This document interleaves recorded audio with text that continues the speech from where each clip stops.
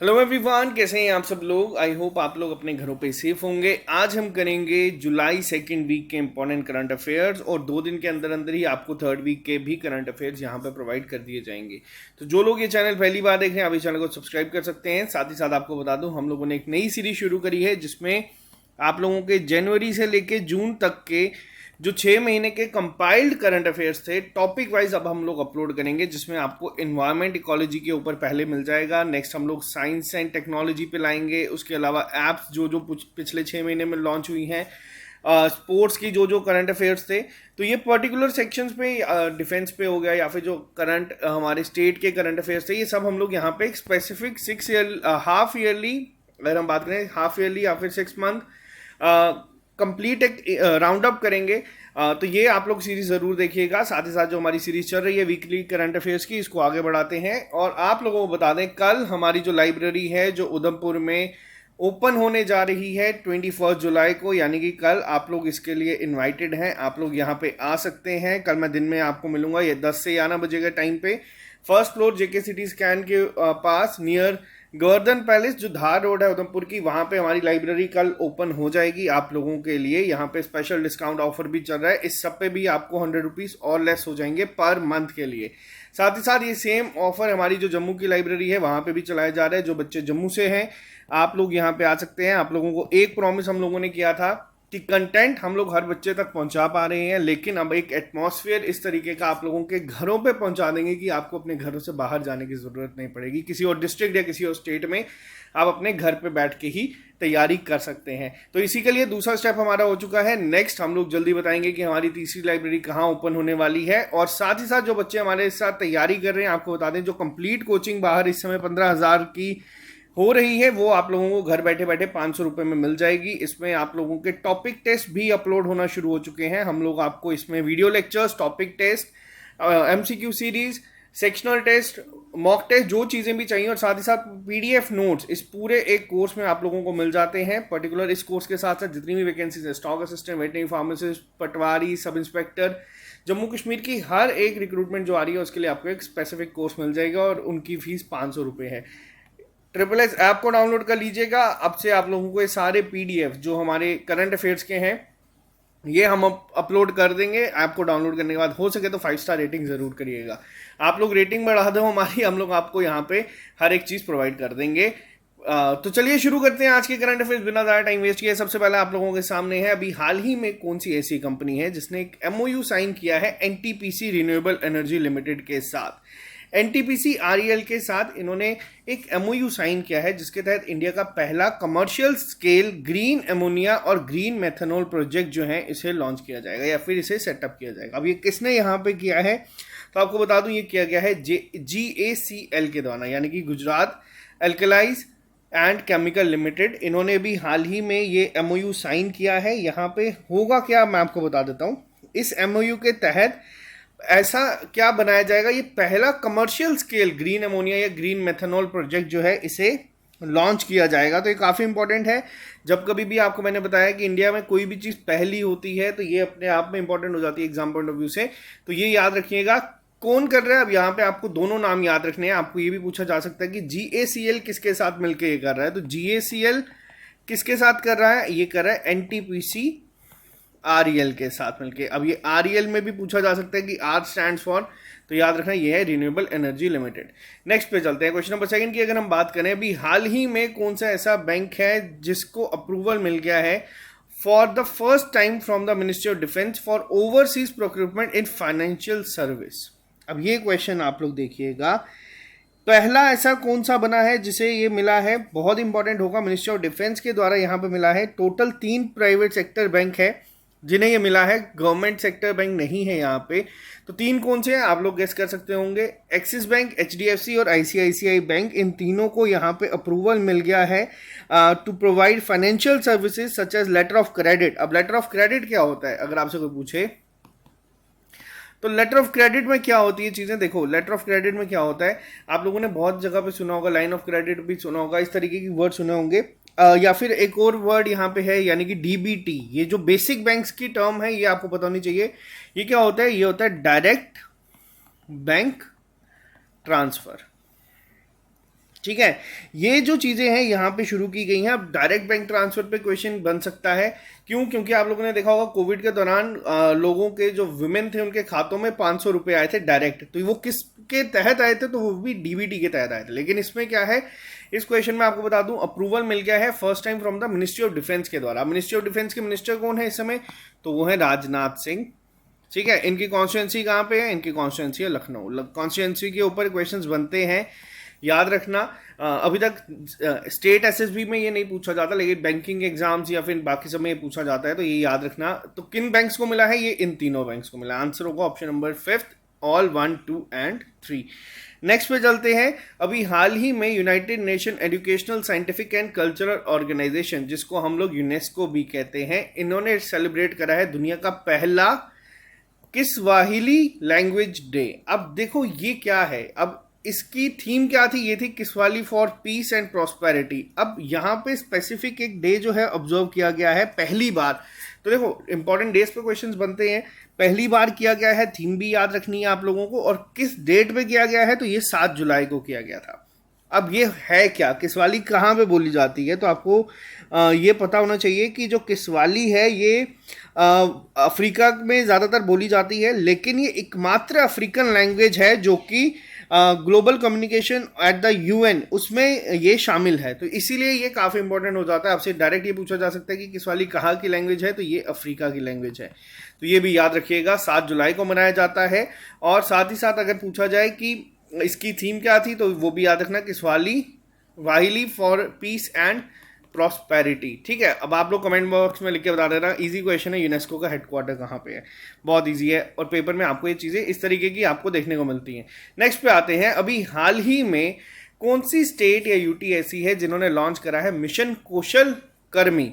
ये 15 दिन का एक प्रोग्राम होगा जिसके तहत जो स्किल डेवलपमेंट होगी, ट्रेनिंग दी जाएगी कंस्ट्रक्शन वर्कर्स को। अब यहाँ पे क्या है, ये चीज़ काफ़ी इंपॉर्टेंट है, 2 तरीके से इंपॉर्टेंट है, मैं आपको बताता हूँ। पहले तो आपको ये पता होना चाहिए कि किस गवर्नमेंट ने ये डिसाइड किया है। तो ये कहा गया है दिल्ली के द्वारा। दिल्ली में क्या होगा, मिशन कौन सा चलाया जाएगा? कौशल या कुशल, सॉरी ये कौशल नहीं, कुशल कर्मी है। इसमें 15 दिन की ट्रेनिंग दी जाएगी कंस्ट्रक्शन वर्कर्स को, ताकि वो स्किल डेवलप करें। अब इंडिया के जो वर्कर्स हैं, कंस्ट्रक्शन वर्कर्स की अगर हम बात करें, हम में और चाइना के वर्कर्स में क्या फ़र्क है? अगर एक जनरल तरीके से आपसे बात करूं, देखो हमारे यहाँ पे क्या है, आप लोग किसी को भी बोलो जो आपको कंस्ट्रक्शन वर्कर दिखेगा, उसे बोलो दीवार बनानी है, वो चल पड़ेगा। आप उसको बोलोगे कि आप हमारे साथ चलो, हमें घर बनाना है, छत पे लेंटर डालना है, इन चीज़ों को बोलोगे, हर कोई हर चीज़ के लिए चल पड़ेगा। लेकिन यहाँ पे जो मेन चीज़ है वो ये है स्किल की। स्किल्स हमारे यहाँ पे कम है। रीज़न क्या है? जो चाइना की अगर मैं बात करूँ, चाइना में आपको जो वर्कर्स दिखते हैं ना, वो सबके पास एक अलग अलग स्किल है। कोई स्पेसिफाइड ऐसे हैं जो कि सिर्फ ब्रिज का काम करते हैं, तो वो ब्रिज ही बनाएंगे। अब चाइना के पास ऐसा स्किल कहाँ से आया? उनके पास इतनी क्या डेवलपमेंट के मामले में वहाँ पे है। लेकिन अब आप लोगों ने देखा होगा एक और केस, जैसे आप लोगों ने देखा श्रीलंका के बारे में। श्रीलंका का हेम्बनटोटा आप लोगों ने सुना होगा, मैंने पूरी एक डिटेल वीडियो बनाई थी, जिसकी वजह से आज श्रीलंका यहाँ पे इस हालत तक पहुँच चुका है। अब वहाँ पे जो लोन किसने दिया था? चाइना ने दिया था। वहाँ पे एग्रीमेंट क्या था कि चाइना ही वहाँ पे अपनी कंपनीज ही चाइना की जाएंगी और वही बनाएंगी, क्योंकि उनको पता था कि ये फ्लॉप होगा और कल को इन्हीं के पास उसका जो है सारा टेक ओवर ये करेंगे। तो इन्होंने Chinese company, Chinese labour, Chinese लोगों को एक तो रोजगार मिलता है, ऊपर से उनके स्किल डेवलप होते हैं। तो इस वजह से यहाँ पे बहुत फर्क है। और इस तरीके के यहाँ पे जो हम प्रोग्राम चलाते हैं, ये वहाँ चलाने की जरूरत नहीं पड़ती है। तो यहाँ पे याद रखना, मिशन कुशल कर्मी कहाँ पे है, किस स्टेट ने लॉन्च किया? दिल्ली ने लॉन्च किया है। अब तो आपको ये याद रहेगा इतनी ज़्यादा डिटेल डिस्कशन के बाद। नेक्स्ट क्वेश्चन को आप लोग मार्क कर लीजिएगा, इंपॉर्टेंट क्वेश्चन है।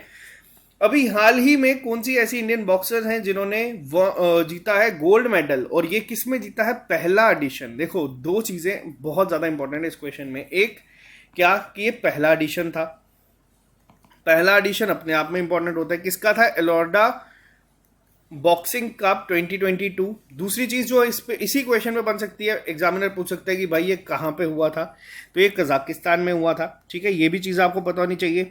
इसके साथ अगर आपसे पूछा जाए इंडिया ने टोटल मेडल कितने जीते, तो देखो ये टोटल तो इंडिया ने 14 जीते, लेकिन जिसमें गोल्ड जीता है आपको उनके नाम याद रखने। अब ये किसने गोल्ड जीता है? पहले तो जीता है अल्फिया पठान ने। इनके साथ किसने जीता है? एक और गोल्ड मेडल जीता है जी, ये जीता गया था किसके द्वारा? ये जीता गया था गीतिका के द्वारा। आंसर है आपका बोथ सेकंड एंड थर्ड। लेकिन एग्जाम में क्वेश्चन आपका हो सकता है ये आए कि अल्फिया पठान किस स्पोर्ट से रिलेटेड है, और ये मैंने आपको बताया था। यही क्वेश्चन आप लोगों को बता दूं पेपर में इसी तरीके से पूछे गए थे। अंशु मलिक के ऊपर भी क्वेश्चन जो JKPSI में पूछा गया था, या बाकी सारे क्वेश्चंस इसी तरीके के बनते हैं। तो ये बहुत इंपॉर्टेंट है, जब मैं मार्क कर देता हूँ इंपॉर्टेंट तो उसको ध्यान से थोड़ा रखा करें। ये बॉक्सर है, आपको बस इतना याद रखना है, और खास तौर पे आपको उन बॉक्सर्स के नाम भी रखना। मेरे आपके लिए होमवर्क है, ओलंपिक में कौन सी ऐसी इंडियन बॉक्सर थी जिन्होंने मेडल जीता था, आप लोग उनका नाम कमेंट बॉक्स में लिख के बताएंगे, ठीक है। और उनके साथ साथ एक, अब मैं इसको लेवल डिफिकल्ट बताता हूँ कैसे होता है, आपको बताना है कि उन्होंने किस कैटेगरी में जीता था। ये दो आपके पास है, देखते हैं कितने बच्चे हैं जिनको ये चीजें याद है। नेक्स्ट पे आते हैं, अभी हाल ही में कौन सी स्टेट ऐसी है जो पहली स्टेट ऐसी बनी है इंडिया की जो खुद का रिसर्च एंड डेवलपमेंट पॉलिसी जिन्होंने अभी हाल ही में एस्टेब्लिश करी है। देखो एस्टेब्लिश जो यहाँ पे करी गई है R&D पॉलिसी, ये किस स्टेट के द्वारा की गई है? तो ये की गई है कर्नाटका के द्वारा। कर्नाटका ने यहाँ पे किया है, और कर्नाटका पहली स्टेट बन चुकी है। अब देखो फर्स्ट स्टेट पे भी बहुत सारे क्वेश्चन बनते हैं कि बताओ फर्स्ट स्टेट कौन सी थी जो कि रेबीज फ्री बनी? कौन सी थी? गोवा, ठीक है। फर्स्ट स्टेट बताओ जो ऑर्गेनिक बनी, कौन सी थी? सिक्किम। फर्स्ट स्टेट कौन सी थी जहां पे LPG कनेक्शन सब तक गए? कौन सी थी? हिमाचल प्रदेश। तो इस तरीके से आपको पता है ये क्वेश्चंस पेपर में टेक्निकली बहुत बार आए हैं। अगर आपसे ये पूछा जाएगा पहली कौन सी है जिसने अपनी R&D पॉलिसी बनाई है, तो वो कौन सी है? वो है कर्नाटका, ठीक है। ये चीजें पता होनी चाहिए। अब कर्नाटका ने यहाँ पे बनाई है पहली ऐसी स्टेट बनी है जिसने खुद की एस्टेब्लिश करी है exclusive research and development policy. ये आपको बस इतना पता होना चाहिए। CM कौन है कर्नाटका के? तो CM है इस समय बसवराज बोम्मई जी, ठीक है। इन्होंने यहाँ पे किया है इसको लॉन्च। पहली आपको ये चीज़ें छोटी छोटी बेसिक चीज़ें पता होनी चाहिए। नेक्स्ट पे आते हैं हम लोग, क्वेश्चन नंबर 7 की बात करें। अभी हाल ही में गीता गोपीनाथ, बहुत इंपॉर्टेंट नाम है ये भी, ये पहली विमेन बनी है, विमेन है पहली। अगर इंडियन पूछा जाए तो ये सेकंड इंडियन है जिन्हें फीचर किया गया है IMF है हमारा इंटरनेशनल मॉनिटरी एक सेकेंड रुकिएगा, ये है हमारा international monetary fund wall of former chief economist में। अब देखो यहाँ पे ये चीज इंपॉर्टेंट क्यों है? गीता गोपीनाथ आप लोगों ने इस नाम पहले भी सुना होगा, इन्हें अभी हाल ही में फीचर किया गया है IMF की जो wall of former chief economist है जितने भी यहाँ पे आते हैं। अब इनसे पहले एक और ऐसे थे जिनका नाम यहाँ पे आ चुका है। पहले कौन से थे? यहाँ पे ऑप्शन जो है वो गलत हो चुके हैं, ये मैं आपको आंसर जब करूंगा जो PDF अपलोड करेंगे उसमें सही कर देंगे। इनसे पहले कौन से थे? नेम द फर्स्ट इंडियन जिनका नाम यहाँ पे था, तो वो हमारे RBI के फॉर्मर गवर्नर भी रह चुके हैं, रघुराम राजन जी। यहाँ पे ऑप्शंस में थोड़ी सी गलती हो चुकी है, ये मैं करेक्ट कर दूंगा। रघुराम राजन जी जो थे ये पहले थे जिन्हें फीचर किया गया था IMF के। ये चीफ इकोनॉमिस्ट भी थे और डायरेक्टर भी रह चुके थे रिसर्च ऑफ IMF में, तो इनको याद रखिएगा। फॉर्मर गवर्नर भी रह चुके हैं। इनके बाद उर्जित पटेल आए थे और अभी शक्तिकांत दास हैं, तो RBI के गवर्नर थे, तो ये याद रखिएगा। ऑप्शंस में यहाँ पे करेक्ट करवा दूंगा। नेक्स्ट पे चलते हैं, नेक्स्ट क्वेश्चन के ऊपर आते हैं हम लोग। अभी हाल ही में कौन सी ऐसी कंपनी है जो पहली ऐसी इंडिया की कंपनी बनी है जिन्होंने रिसीव करा है ब्यूरो ऑफ इंडियन स्टैंडर्ड यानी कि BIS certification for made in India lithium ion cells? अब ये जो आप देख रहे हैं ये क्या है? ये है लिथियम आयन सेल्स। इसको बनाने के लिए BIS सर्टिफिकेशन इन्हें मिली है। कौन सी कंपनी है? तो वो है गोदी इंडिया। तो ये याद रखना, ये हैदराबाद बेस्ड कंपनी है, इन्हें ये मिला है यहाँ पे। नेक्स्ट पे चलते हैं। अभी हाल ही में किन्हें अपॉइंट किया गया है? CII यानी कि कॉन्फेडरेशन ऑफ इंडियन इंडस्ट्री की प्रेसिडेंट की पोस्ट के साथ जो अभी हाल ही में अपॉइंट हुए हैं, इनका नाम क्या है? तो इनका नाम है R दिनेश। R दिनेश को अभी हाल ही में CII का प्रेसिडेंट जो है वो अपॉइंट कर दिया गया है।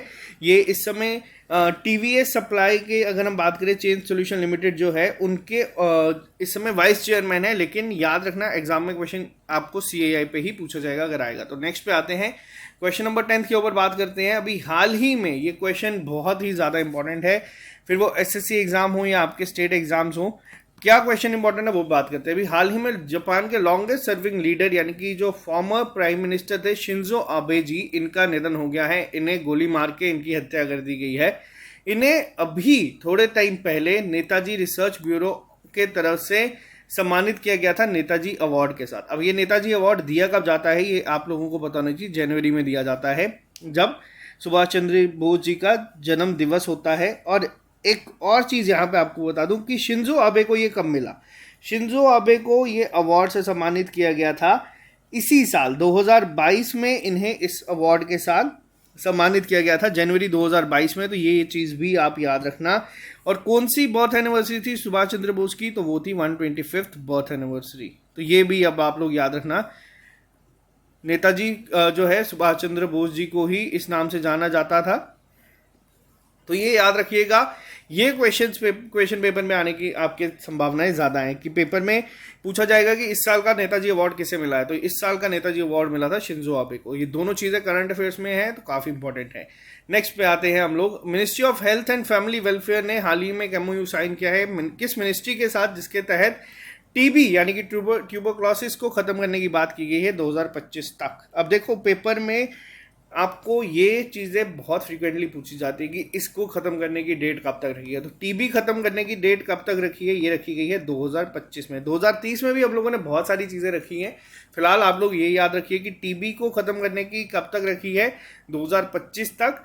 अब दो MOU ये जो MOU साइन हुए हैं ये किस किस मिनिस्ट्री के बीच में हुई है। पहली तो हुई है ministry of health and family welfare के साथ, और दूसरा किसके साथ हुआ है, दूसरा हुआ है आपका मिनिस्ट्री ऑफ पंचायती राज के साथ। अब इन दोनों ने यहाँ पे MOU साइन किया है ताकि इसे ख़त्म कर दिया जाए। तो ये काफ़ी इंपॉर्टेंट है, आपको डेडलाइन याद रखनी है।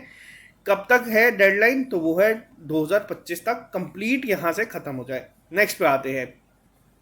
अभी हाल ही में कौन सी स्टेट ऐसी है जिसकी फर्स्ट पोजीशन आई है डेल्टा रैंकिंग में ऑफ श्यामा प्रसाद मुखर्जी अर्बन, या फिर अगर हम बात करें इसकी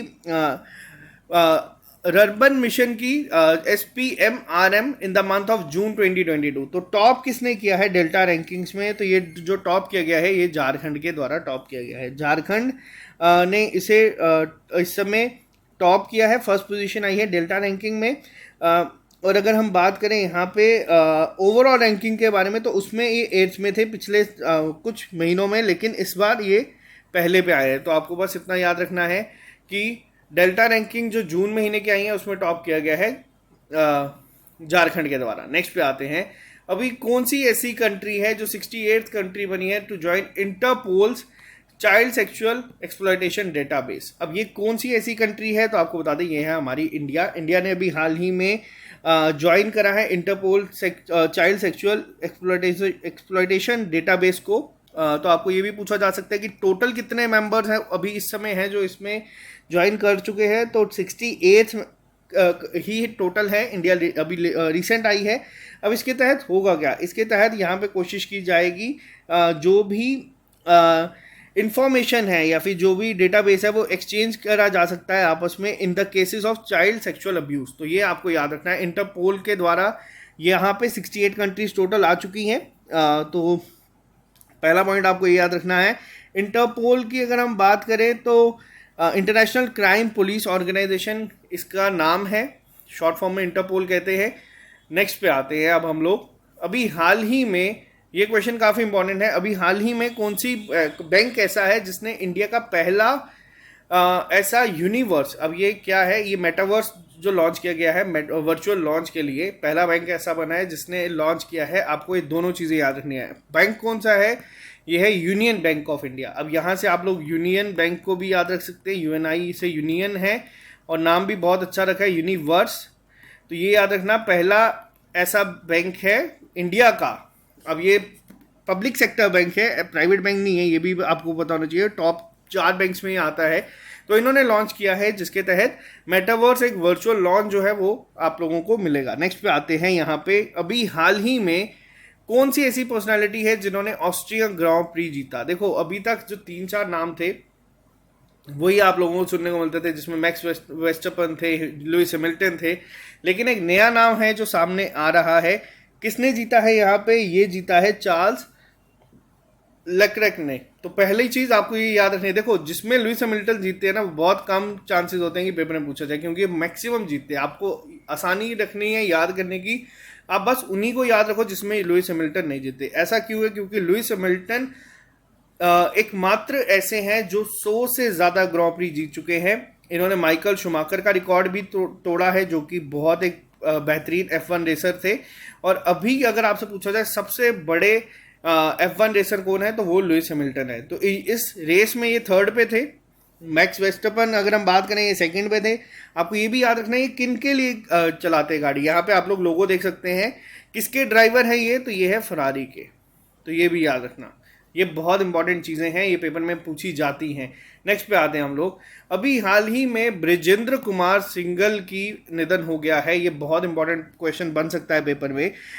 बीके सिंगल जी क्या थे, या फिर इन्हें किस नाम से जाना जाता था? तो देखो, ये फॉर्मर चेयरमैन थे VSNL के। BSNL नहीं है ये VSNL है, यानी कि विदेश संचार निगम लिमिटेड। इन्हें फादर ऑफ इंडियन इंटरनेट भी कहा जाता है। बहुत ही ज्यादा इंपॉर्टेंट क्वेश्चन होगा और पेपर में क्वेश्चन इसी तरीके से बनेगा। विजेंद्र कुमार सिंगल जी का निधन हुआ है, इन्हें किस नाम से जाना जाता है? तो ये फादर ऑफ इंडियन इंटरनेट भी कहा जाता है। एक अनऑफिशियल नाम इनका बुलडोजर भी रखा गया था, बट ये इतना फेमस नहीं था जितना आप लोग यहाँ पे ये देख सकते हैं। तो ये क्वेश्चन बन सकता है पेपर में। ये चेयरमैन थे पहले VSNL के, तो ये बहुत इंपॉर्टेंट है।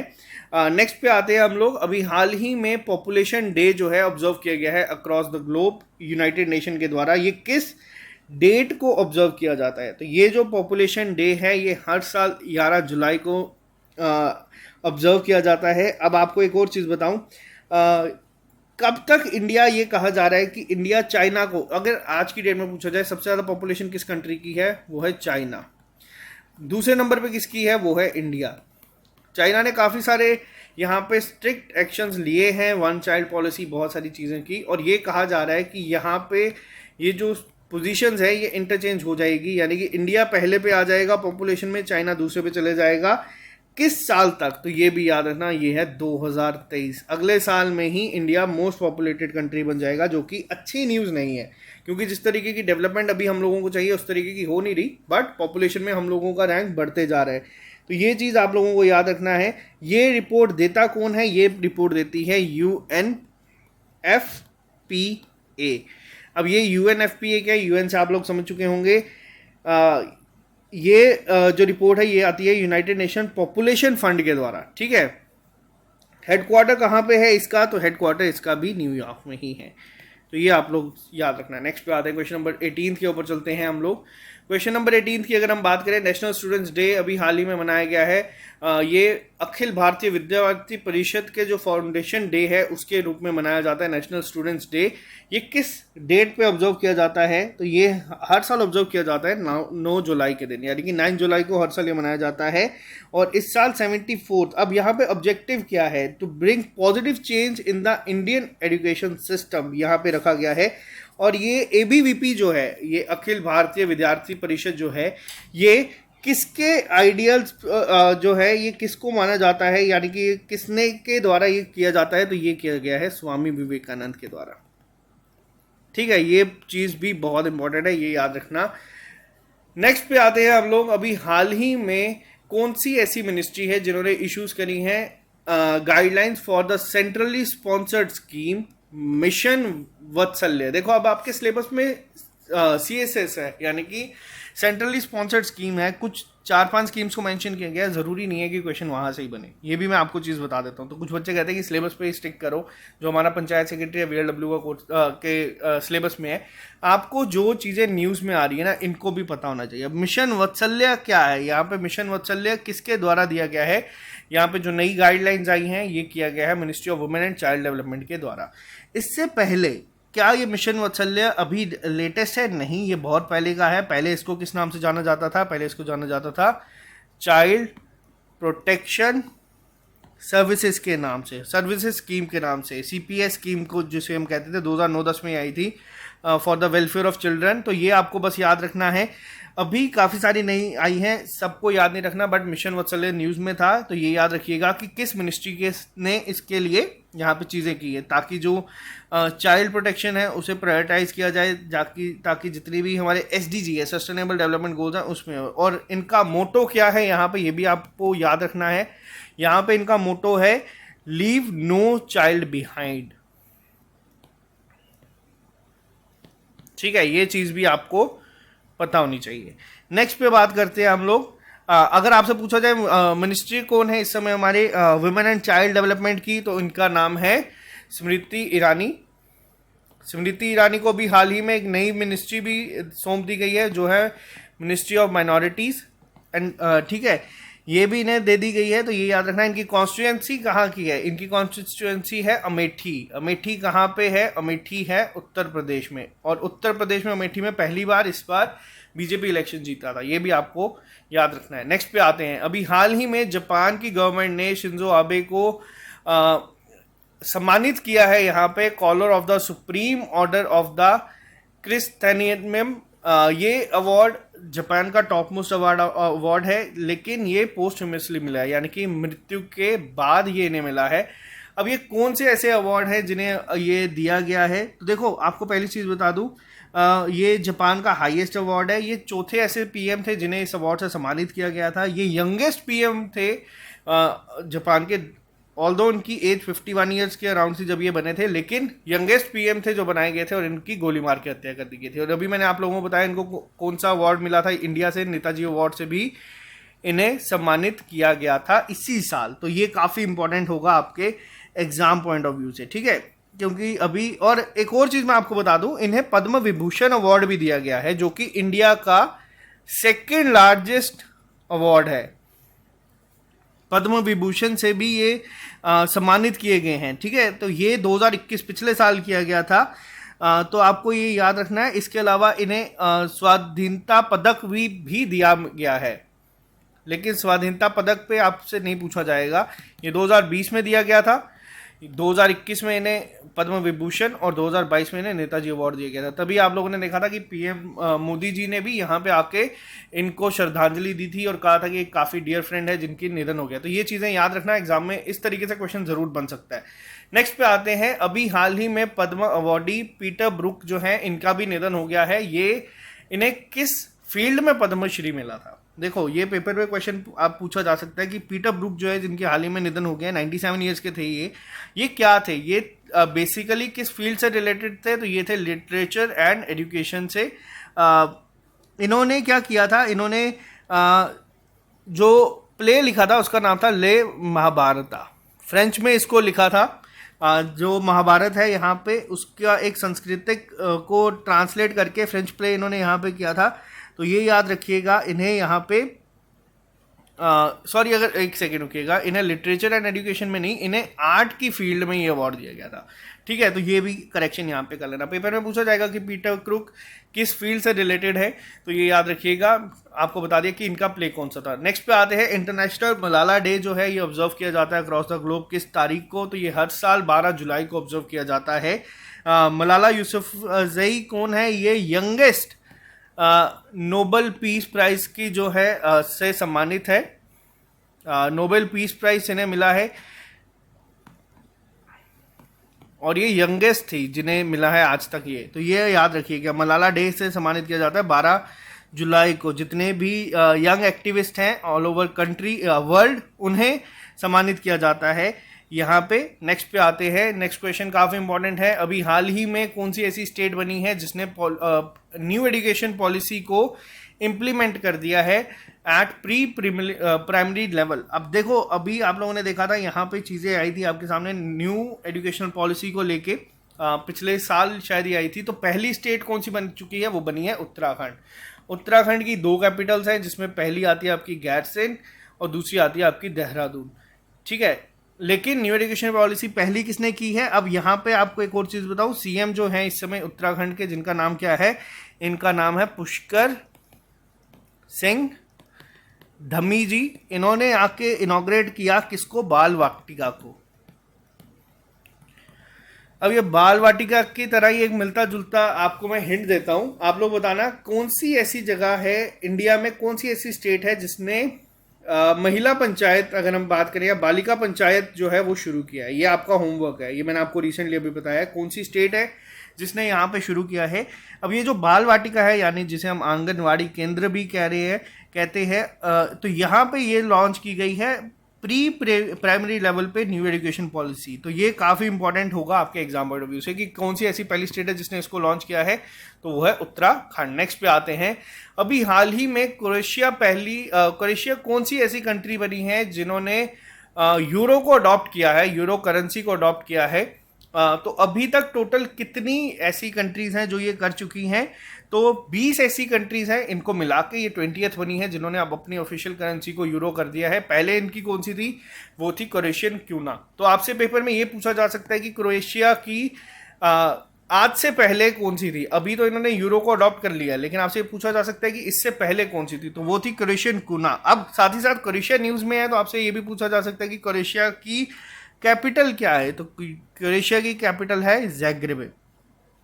ठीक है, तो ये आप लोगों को चीज़ें पता होनी चाहिए। नेक्स्ट पे आते हैं हम लोग, अभी हाल ही में कौन सी ऐसी कंपनी है जिसने इंडिजिनसली डेवलप्ड। अब देखो ये वर्ड मैंने आपको पहले भी बहुत बार स्ट्रेस रखा है इस वर्ड पे, जब भी ये वर्ड यूज होता है तो ये बहुत इंपॉर्टेंट है।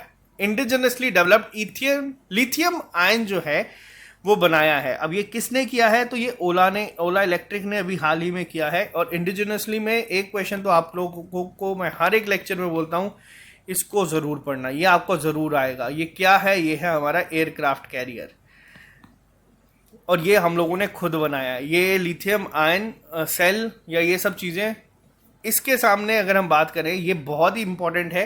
ये INS विक्रांत, ये एयरक्राफ्ट कैरियर है, और ये भी हम लोगों ने इंडिजिनसली ही डेवलप्ड है। निर्भय क्रूज मिसाइल है, ये भी हम लोगों ने खुद बनाई है। अग्नि 5, अग्नि 4, जितनी भी चीज़ें, ये सब पता होनी चाहिए आप लोगों को एग्जाम पॉइंट ऑफ व्यू से। और साथ ही साथ अगर लिथियम आयन की बात करें तो ओला इलेक्ट्रिक है जो कि डेवलप कर रहा है। और हैदराबाद, अभी मैंने आपको बताया, अभी हैदराबाद की कंपनी कौन सी थी। आप देखते हैं कितने बच्चे ऐसे जिनको आज ही का लेक्चर को याद है, कमेंट बॉक्स में लिख के बताइएगा।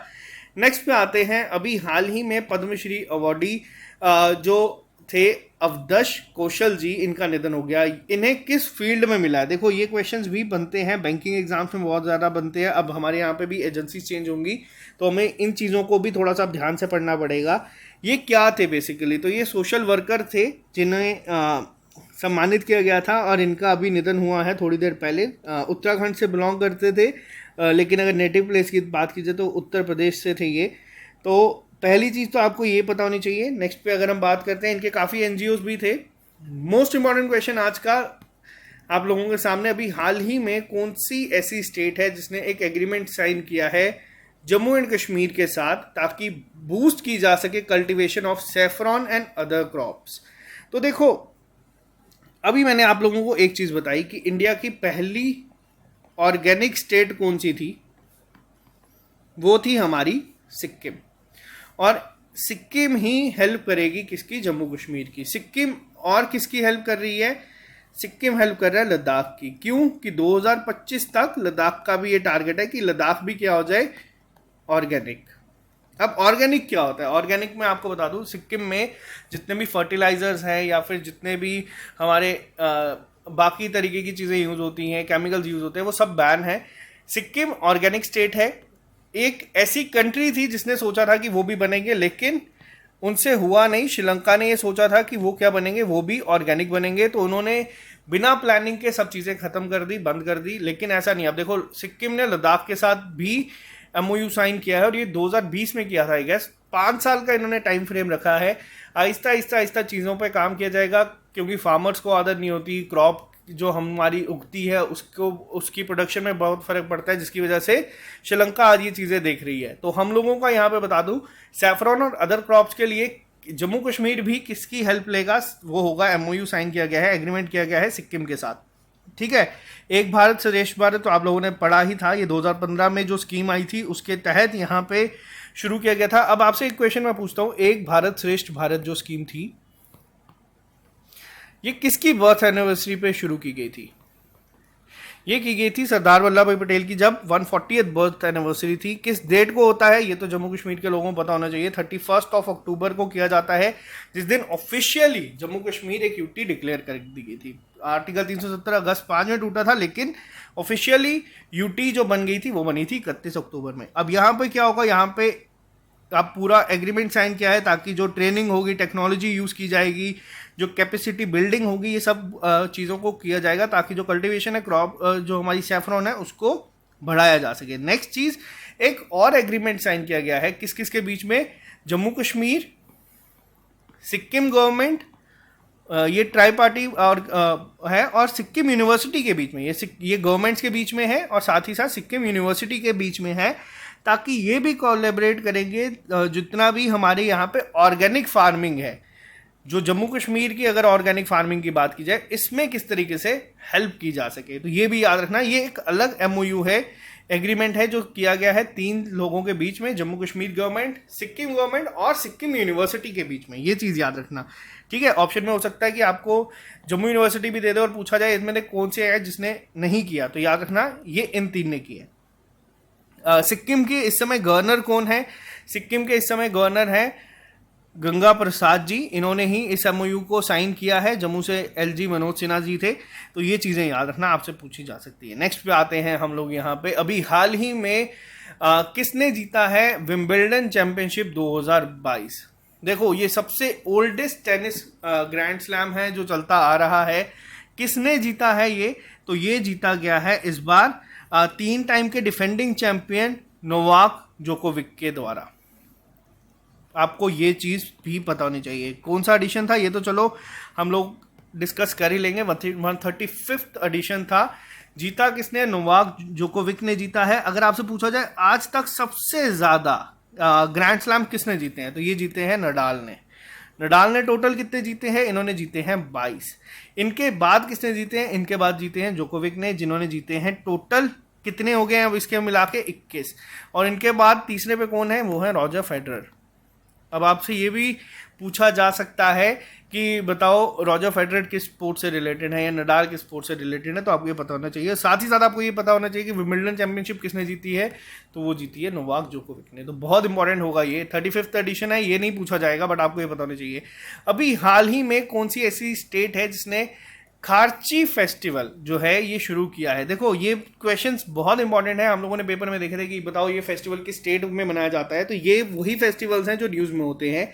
खार्ची फेस्टिवल किस स्टेट का है, तो ये है त्रिपुरा का। ये वीक लॉन्ग ट्रेडिशनल इनका एक फेस्टिवल है जो मनाया जाता है। तो ये याद रखिएगा, बहुत ही ज़्यादा इंपॉर्टेंट है एग्जाम पॉइंट ऑफ व्यू से। खार्ची फेस्टिवल कहाँ पे है, इसी तरीके से बहुत सारे फेस्टिवल्स होते हैं। अब खार्ची का मतलब क्या होता है, देखो खार्ची का मतलब होता है क्लीनिंग ऑफ सिंस, पापों को धोना। तो ये मतलब है यहाँ पे। खार का मतलब होता है यहाँ पे सिन, और ची का मतलब हो गया यहाँ पे साफ करना। तो बस आपको ये पता होना चाहिए कहाँ पे किस स्टेट में मनाया जाता है, त्रिपुरा में। कमेंट बॉक्स में लिख के बताना कि त्रिपुरा की कैपिटल क्या है। इजी क्वेश्चन मैं आपको देता हूँ, अगर कोई बच्चा मुझे इनके सीएम का नाम भी बता सकेगा तो बहुत अच्छी बात है। आज के लास्ट क्वेश्चन की अगर हम बात करते हैं, अभी हाल ही में कौन सी ऐसी स्टेट है, इंडिया की पहली ऐसी स्टेट है या यूटी है जिसने ई वेस्ट इको पार्क, ये अभी इनफैक्ट लेक्चर बनाने से पहले मैंने अपने इंस्टाग्राम पे भी हम लोगों ने अपलोड कर दिया था। छोटी छोटी चीज़ें हम लोग वहाँ पे अपलोड करते हैं, अगर आप लोगों ने अभी तक हमें वहाँ पे फॉलो नहीं किया तो आप लोग कर सकते हैं। +_ सुमित पुरी, वहाँ पे हम लोग आपको बहुत सारे अपडेट्स दे देते हैं, जिसमें कुछ चीज़ें जो इंपॉर्टेंट होती है एग्जाम पॉइंट ऑफ व्यू से आप लोग वहाँ पे भी कवर कर सकते हैं। ये कौन सा ऐसी इंडिया की पहली स्टेट है जिसने शुरू किया है, तो ये बनाया गया है दिल्ली के द्वारा। दिल्ली ने एस्टेब्लिश किया है पहला ऐसा ई वेस्ट इको पार्क। और एक और चीज़ मैं आपको बता दूं, अर्बन यूटिलिटी के लिए दिल्ली गवर्नमेंट ने एक एमओयू भी साइन किया है, किसके साथ, तो ये किया गया है IIIT के साथ, ठीक है, IIIT के साथ। इसमें IIT दिल्ली के साथ कंफ्यूज नहीं करना, हो सकता है आपको ऑप्शन में IIT दे दिया जाए और आपको एक ऑप्शन में IIIT दे दिया जाए, तो याद रखना IIIT के साथ किया गया है ताकि इंप्रूव किया जा सके अर्बन मोबिलिटी को। तो ये थे आपके जुलाई 2nd वीक के important current affairs. I hope आपको ये लेक्चर पसंद आया होगा। हमारे एंड में हम लोग कोशिश करते हैं कि सारी चीज़ें आपको जो अभी की हों, जो पुरानी करंट अफेयर्स होती है वो सब रिवाइज भी करवा दें, जो इंपॉर्टेंट है उस पर अलग से हम लोग सोच सकते हैं ताकि आप लोगों को चीज़ें पता चले। तो आई होप आपको ये लेक्चर पसंद आता है तो इसको लाइक कर दिया करें, अपने फ्रेंड्स के साथ शेयर किया करें। और अगर आपको इसकी पीडीएफ चाहिए तो आप हमारी ऐप को डाउनलोड कर सकते हैं, वहाँ पे अब आपको ये पीडीएफ्स भी मिलना शुरू हो जाएंगे। हम आज से ऑनवर्ड्स हर एक करंट अफेयर की पीडीएफ ऐप पे अपलोड कर दिया करेंगे ताकि बच्चे वहाँ से इसे अवेल कर सकें। और कल अगर आप लोग फ्री हुए उधमपुर पे, अगर आप लोग मिलने आ सकते हैं तो कल 11 बजे के करीब मैं सुबह वहीं पे होऊंगा, तो हम आपस में मिलेंगे। और आप सभी इन्वाइटेड हैं इसमें इनॉग्रेशन में, कल हमारी जो इस लाइब्रेरी का होने जा रहा है। तो इसी तरीके से आप लोग अपना प्यार बनाते रहे।